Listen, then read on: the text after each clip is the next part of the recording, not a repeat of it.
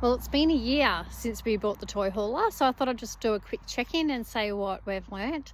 Biggest learning is to buy as many labour-saving devices as you can. When you get to a site, you're going to be exhausted. Could be really hot or really cold, so make life as easy as possible. We've got a blackjack, which is an electric jockey wheel. So rather than do that whole windy thing, press of a button and the electric jockey moves up and down. We've also got the clear view side mirrors. We tried to be cheap and just get a cheaper version, and it was a nightmare. They kept folding in and, a bit of a disaster. So the clear view, highly recommend those. Do you know what that app's called that you use for leveling? There's also an app that we use for leveling the van, and when I say we, I mean Mick. Sorry? Elam. That is what the app is called. So that makes Mick's life really easy when he levels it up.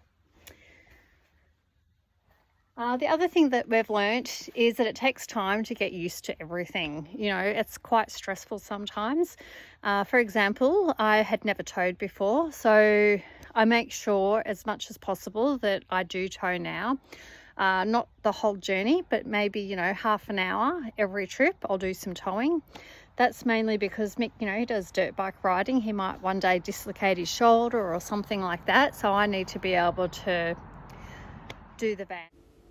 We also got a TPMS system with a range extender, and this means that if there's an issue with the tyres getting too hot, we might have a slow leak, for example, it will alarm, and it's a really great precautionary way to make sure that we don't get a flat tyre, fingers crossed.